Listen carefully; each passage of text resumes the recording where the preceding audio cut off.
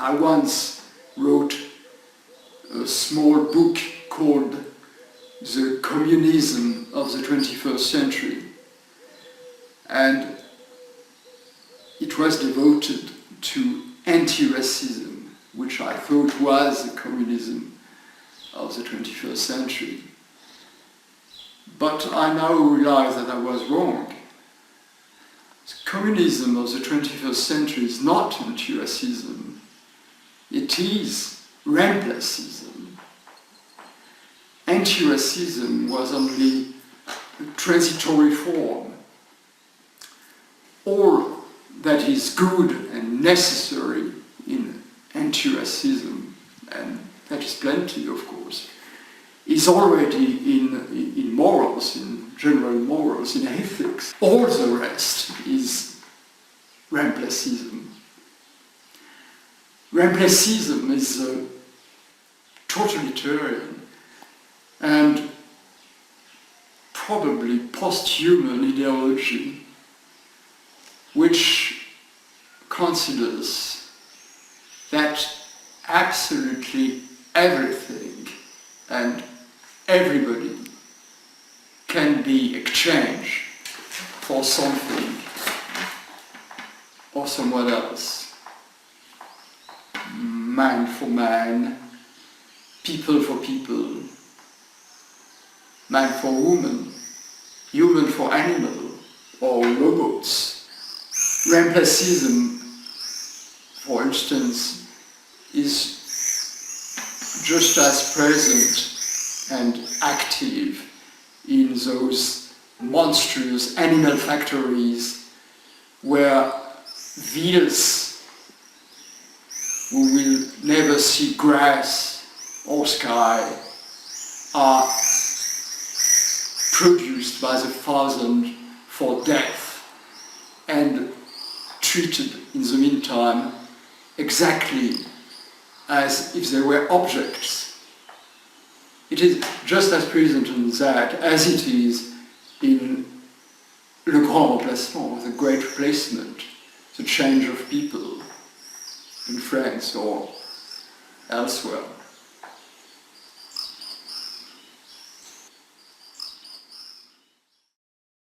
The gentleman you've just heard speaking is a one Renaud Camus, a French philosopher turned politician and an advocate against the mass demographic submersion of the European continent. I was prompted to start really looking into the work of Camus after listening to a recent podcast with Sam Harris in which he interviews the New York Times writer Barry Weiss. And in the course of their conversation, they touch upon this subject, the Great Replacement. It occurred to me that whilst an increasing number of left-wing journalists readily condemn the supposedly racist substance of the theory, I've yet to see any substantial interaction with the core philosophy itself. The expression Great Replacement is used candidly, as though its meaning were self-evident, and yet it seems that most understandings of its central thesis are based on hunch and assumption. At no point in the Harris interview do they so much as reference Camus, even though the Great Replacement features prominently in the concerns they share. So in this video, I wanted to try and unpack some of the more distinct and specific features of what is meant by replacement theory. I wanted to engage with the book itself, rather than rely on second-hand editorial, and to try and give Camus a bit more of a fair hearing. He seems to be trying his damnedest to alert the French public of something very dark on the periphery of their future, and after reading his book, I think he's bang on the money. In the era of mass migration, attempts to reconcile the incompatible theories of ethnic communitarianism and national integration have brought about what Camus calls the major cataclysm of global replacement. Quite literally, the decanting of one continent into another continent. And all this accompanied by the false agreement that no such thing is happening. Camus' central concern is how we as Europeans contend with this seismic development, and how our instinctive understanding of difference is summarily dropped for the Church of Equality. Great Replacement is Camus' attempt to provide us with a language with which to articulate the crisis of demographic submersion, with a special emphasis on the psyche that informs it. The radical favouritism toward hostile newcomers, the forced exaltation of non-native cultures, the legitimization of immigrant criminality and encouragement of delinquency, the striving for misinformation, and especially the false pretext of equality. Sadly, I can neither read nor speak French, but thankfully Camus himself has penned this translation in English, so it's this text here I'll be drawing from. I have coined the phrase Great Replacement to denote the brutal change of population which has been taking place in France and across Europe since the beginning of the last quarter of the last century, and which has been gaining momentum ever since. The name came to me as I was travelling to write a sort of literary guidebook about the department of La Hérault in Languedoc, southern France, when I discovered that 1,000-year-old villages had their population largely transformed, with women wearing the Islamic veil gathering at the 18th century fountain and other appearing at Gothic twin windows.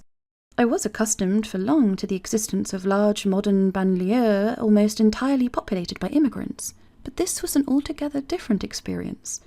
The name I gave it was probably dictated to me by more or less conscious historical memories of the great upheaval of the Arcadians in 18th century Canada. There was nothing strictly deliberate in my choice of words. It is not absolutely apt, and never claimed to be so, because there is no immediate replacement, strictly speaking. The population submitted to mass migration and ethnic submersion is not being killed or expelled, save for some unfortunate exceptions, which are becoming more and more numerous. The fact remains that entire streets, districts, towns, regions, not to mention schools, which had had for centuries a given population, suddenly have an entirely different one. The face of the country has been transformed to an unimaginable extent. So has its body, and so has its mind and soul. This brings us back to the immortal question of Georg Lichtenberg. Is a knife whose handle has been changed, and then the blade, still the same knife? So, as we can see from Camus' writing in this passage, in its most diluted form, replacement theory deals with nothing more pernicious than the question of what does it mean to live an authentic life? Is a knife the same knife once you've changed the handle and the blade? Does Europe cease to be Europe when repopulated by Africans? I was trying to think of a helpful entry point for this theory, and kept coming back to the film Blade Runner. Fans of the film will know that the most frequently debated question to date remains, is Deckard a replicant? And I think it's a really nice example, at least a very helpful one, because it ultimately begs the question of what is man's ontological constitution as a being in the world. The years' worth of speculation and debate surrounding this central issue is testament to that natural human yearning for the authentic. Otherwise, what would it matter? After all, replicants look and behave precisely like humans. All we ever learn of the physical makeup of the replicants is that they are a, quote, genetically engineered creature composed entirely of organic substance. Director Ridley Scott was quoted as calling one of the replicants biological in nature, saying that he wasn't an engine. If I cut him open, there wasn't metal, he was grown. In the more recent Blade Runner 2049, we see how replicants have been developed to naturally conceive and give birth to children. The Tyrell Corporation even implants in them false memories. So, they look, act, think, feel, and conceive like humans. Perhaps the real question is, why should it matter if Deckard is a replicant? I know it's not terribly sophisticated, but I think we can apply the same sort of philosophy to changing demographics in Europe. The new Europeans are human, they have 2 legs, 2 arms, 2 eyes, breathe oxygen, and sustain themselves on food and water. What's more, we are all out of Africa, are we not? What does it matter that the former occupants of Europe are replaced?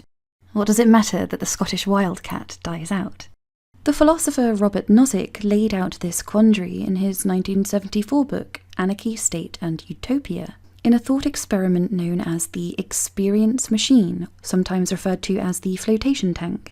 Nozick asks us to imagine a device that could simulate for life nothing but pleasurable experiences.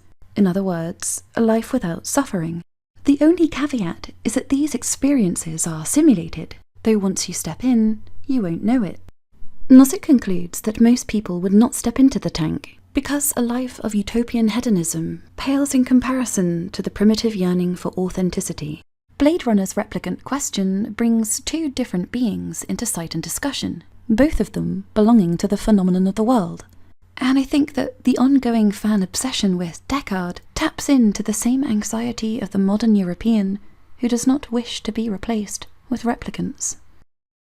Multiculturalism in the mind of the radical left offers an idealised model for society and thus exhorts them toward it. But this radical communitarianism is a relationship between parts that are no longer based on the order of natural succession, but instead on the revealed language of scripture. To learn how committed progressives are to the theory of Replacism, simply ask if they would be willing to swap their newborn baby at birth. If your newborn were placed in a room of 10 others, and then had a game of musical chairs, how many committed Replacists would comfortably pick any baby to take home at random? I imagine we will quickly see the primitive instinct at work. And so we return to the image of Camus' burqa-clad women at the 16th century French fountain. A decidedly French scene, which is decidedly not French. Great replacement. The choice of words proved handy in any case, because replacement and to replace have, at least in French, a lot of very convenient derivatives.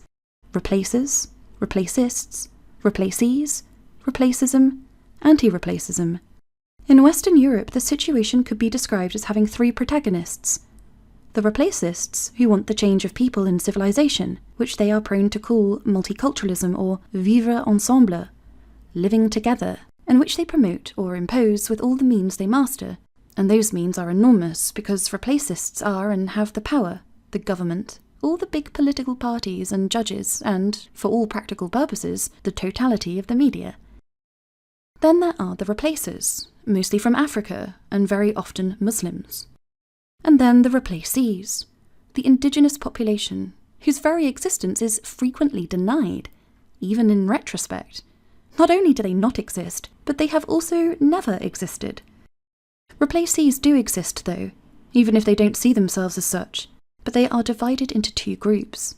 Consenting replacees, consenting either because they refuse to admit that any such thing as replacement is taking place, or because they don't see any objection to it and think it is an excellent thing. And then the unwilling replacees, the refractory ones, who think the said replacement is an absolute monstrosity, the epitome of what their ancestors had been willing to avoid for centuries, at the cost of any sacrifice. End quote. I tried to find a more recent example of Camus' theory in action, and came across this advertisement recently put up in the London Underground. It is difficult to articulate what is so strikingly sinister about this photograph.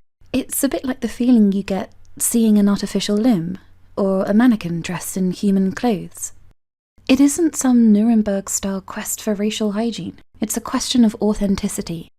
And what do I mean by authentic? Well, I mean being of undisputed origin or authorship. To say that something is authentic is to say that it is what it professes to be, or what it is reputed to be.